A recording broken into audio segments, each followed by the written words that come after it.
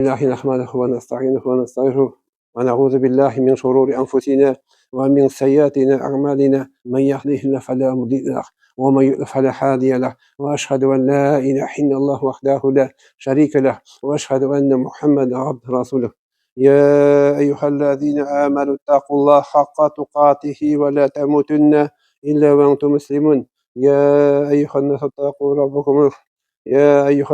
ربكم الذي خلقكم من نفس واحدة وخلق منها زوجها وبث منهما رجالا كثيرا ونساء واتقوا الله الذي تساءلون به والأرحام إن الله كان عليكم رقيبا يا أيها الذين آمنوا اتقوا الله وقولوا قولا سديدا يصلح لكم أعمالكم ويغفر لكم ذنوبكم ومن يطع الله ورسوله فقد فاز فوزا عظيما أما بعد. Bütün kalemlerini, jirlerini, köklerini yarattı. Hem şuşu yigişigi bulmagan jirler, kökler arasında köp sanda bulgan mahluklarga rızıklar berip terbiye kılışı. Maliki yevmiddin, gadil hükümiyesi, kıyamet günü hak padişahısı, bizge bu dünyada dürüst yetip yaşav için izgi Kur'an-ı Kerim'ni bula getip berişi Allah hak subhanahu ve teala barşamakta ve hamdü sana şükürler bulsa ya Rabbim. Her bir bidat ul adaşu, her bir adaşu cehennem bir Peygamber sallallahu aleyhi ve sellem tabulaşu haşında. En büyük söz ol Allah Rabbimizin sözü. Dürüst yol, menhaj, metodologiya, Kur'an, sünnet yolu. Kimler şu Kur'an, sünnet yolunda barga, Allah baxtli. Kimler şu Kur'an'dan, sünnetten tayfılgan hamil hasirun. Allah kıyamette hasrete bulaşar. Allah asıl şu cümlede biz nasip kılmasın. Ko'nglimizdagi bo'lgan nafsning zararının, şeytanın zararından Allah'ın özüne sığınabız. Kimni Allah Teala hidayetke kundirse, yani Allah yoluna kundirse, hidayetke, alarını adaştırışı bulmaz dedi. Allah Rabbimiz Kur'an'da. Kimni Allah da hidayetten adaştırsa, alarını doğru yola kundirmez. Bir seviyazın, bulatın, dostun, şağan, akşan, ulaştın, bir seviyazın buluşmayı. Çünkü seni Allah da yesi zabulu değil, adaştırdıyken hak yoldan bir şey almaysan. Şuşunda meşitte, cumğa günü, cumğanı hürmet edip, kilip oturuğuz, Allah karşıda o büyük derece. Peygamber sallallahu aleyhi ve sellem aytdı, ertengi 2 rekat sünnet namazı, ratibat namazı. Ertengi 2 namaz. 2 rekat namaz. Sünnet eli bu. Farz değil. 2 rekat namaz bütün dünyanın şiğan balından da hayırlıdır. Allahu ekber. Bütün dünyanın malına hayırlı. Milyar, şilyar. Bütünsi kalamında. Bütün hayırlı. Ekşi biz birini şunun kadrini bilmiyoruz. Urgeç barda esket düşer. Allah Teala'nın isi seyte şu hadiste bizge buna iktibar etiriz.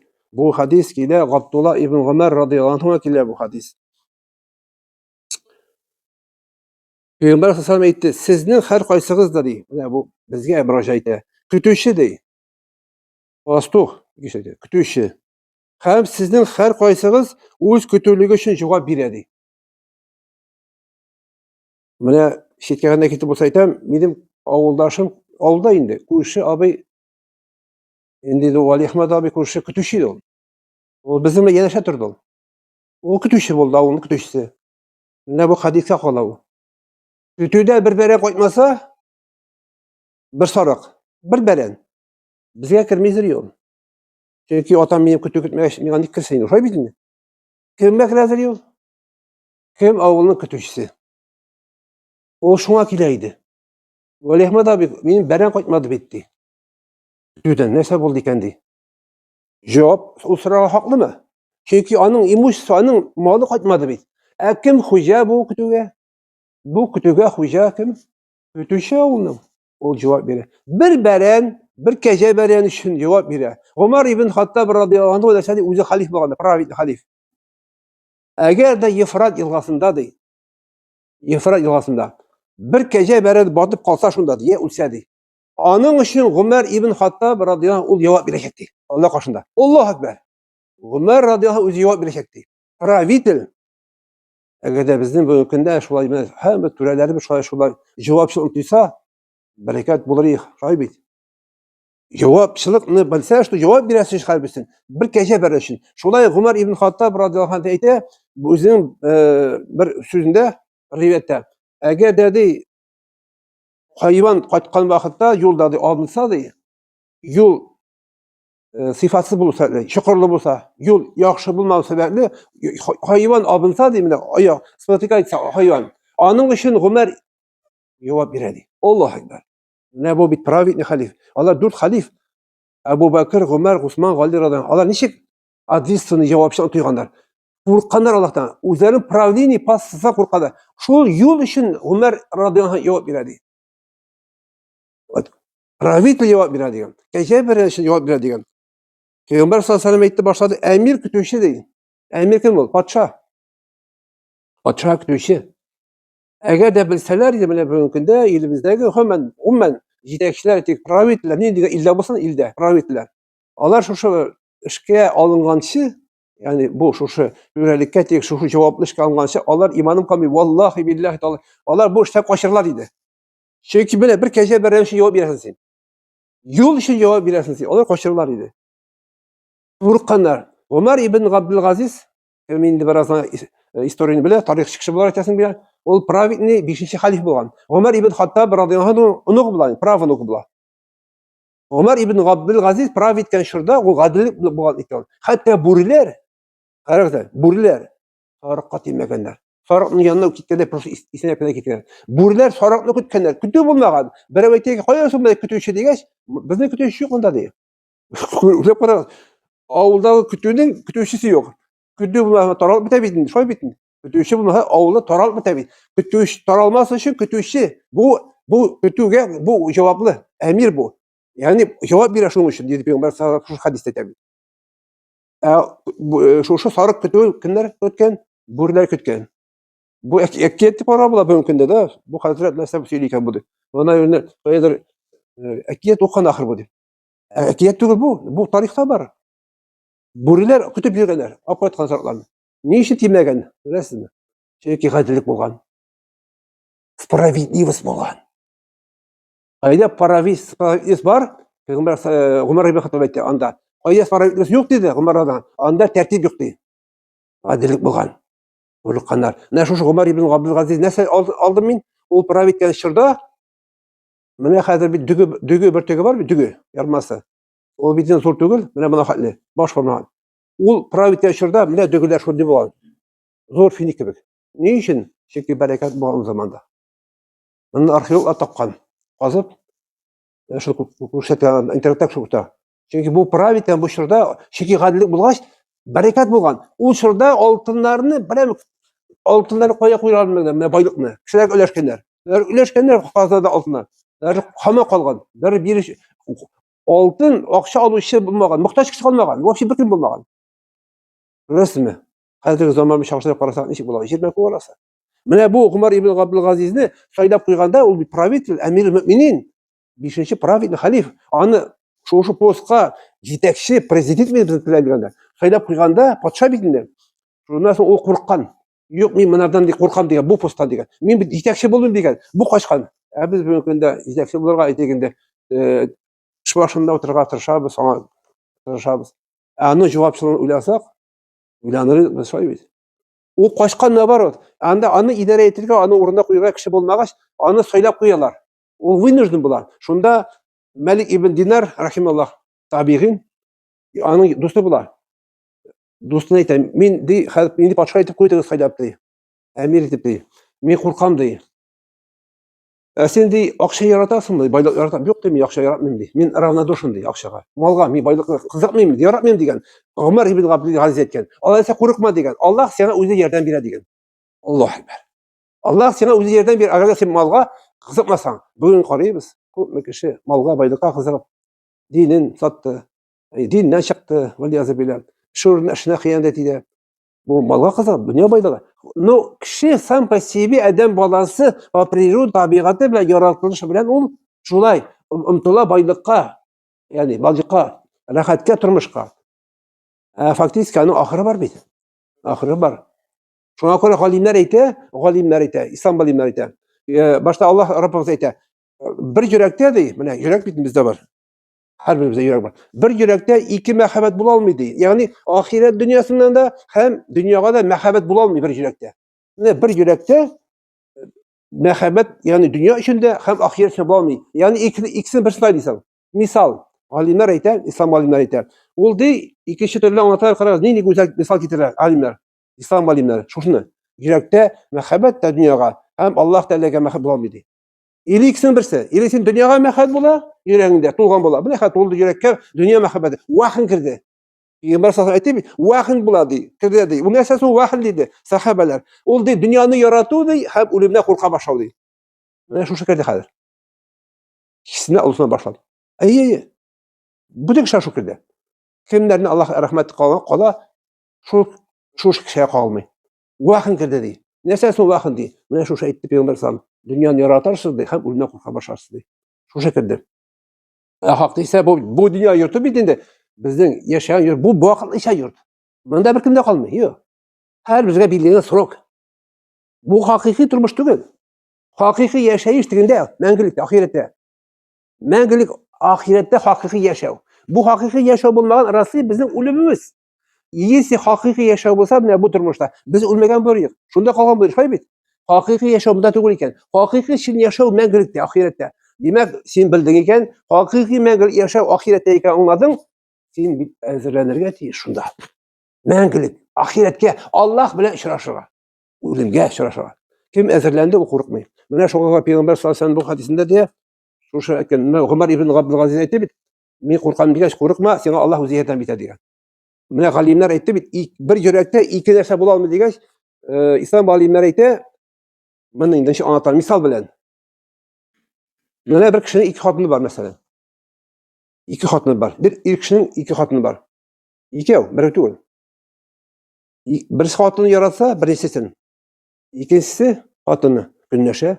Shoy bitindi. Ashurana kunlasha, chunki yaratу ona birinchisidan qora ko'proq. Birinchisi yaratmasa, ikkinchisini yaratasan ekan. Birinchisi kunlasha, yaratmasa qarata.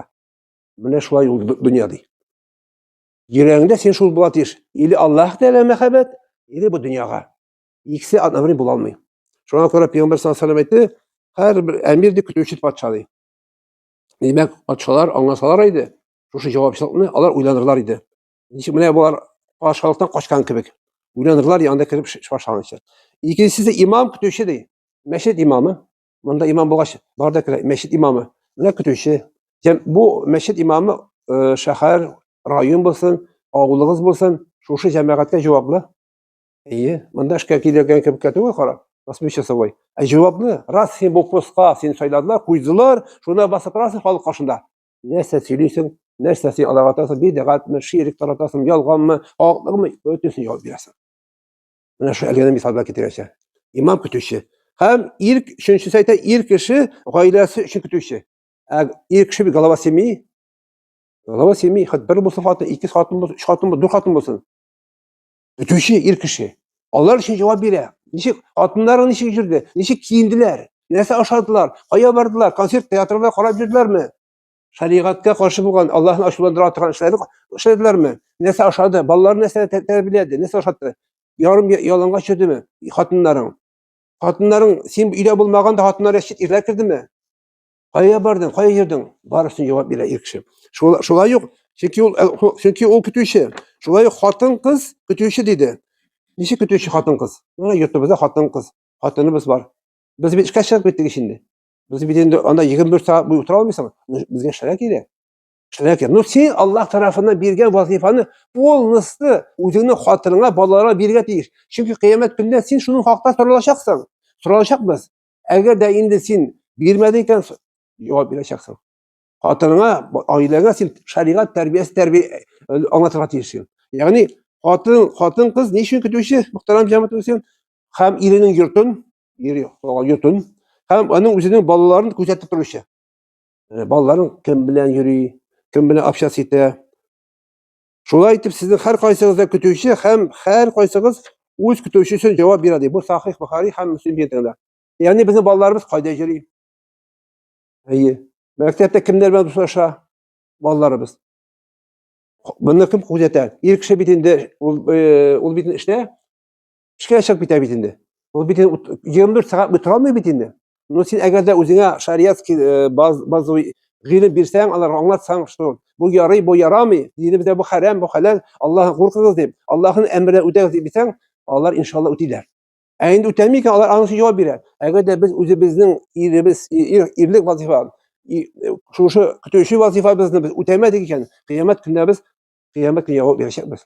Bu dunyoda javob beramiz. Agarda bir siz bolamiz ko'rshining darajasini oldi ekan, kiyibdan narsa bo'lsa uriladi ekan, ұрылады екен, бірсі машинасына кіріп, біrini алды екен, кім жауап береді? Мен алмаған екен, менің балам жауап бермей бетін дады. Мен жауап бермеймін. Сіз де жауап бермейсіз. Кім алған, именно шuna жауап береді. Сізді тұталар да полицейский участокқа түседі де, айбайлап саңа статья напаяйды.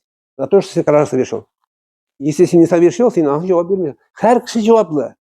Бір кімде айтамын, мен жауап түгіл деймін. Шуңа көре, міне біздің балаларымыз үйде қала, ана білен.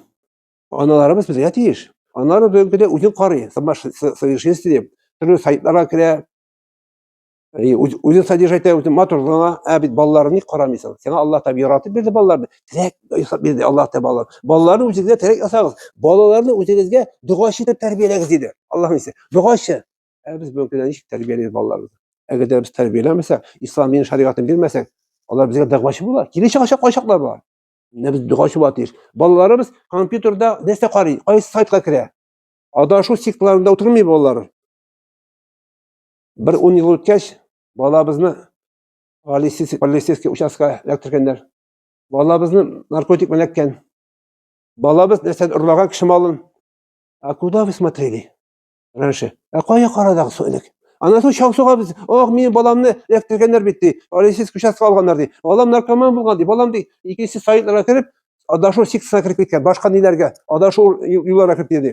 Біз қоя қарайбыз соң, жан кесеклерім. Қоя болдық соң, шаңсуға біз іш ұзғаш. Біздер шолай бетінде, әрсәк яқын іш ұзғаш, өтішлер болмай.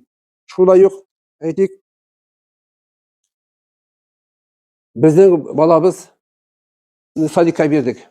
Садикта көпме бала бүгін тәрбиеленер. Ол садиктағы балалардың бетінде бір тәрбиеші, бір тәрбиеші 30-60 баланы қоя тәрбиелеп бітірейінді. 60 бала, 60 шақсы бетінде ол. Аларда әр бірісіне отдельный керек тәрбие.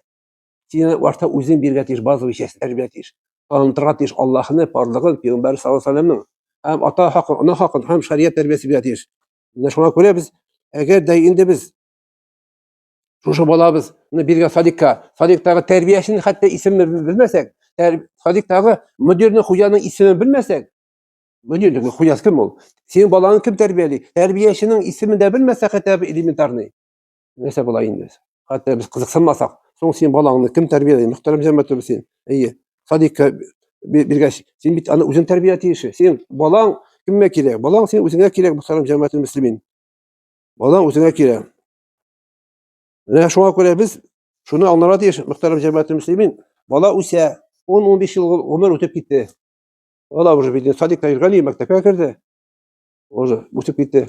Һәммәбез дә белә. Без вафат булганнан соң безнең артыбыздан кемнәр кала? Балалар. Балалар безне алыштыра. Җәмгыятебездә менә шушы балалар безне алыштырачак. Җәмгыятебездә шушы балалар кулында калачак. Шуңа күрә менә без балаларыбызны тәрбияләп тиеш. Пәйгамбәр саллаллаху алейхи ва саллям әйтә бит, һәр бер кеше көтүче.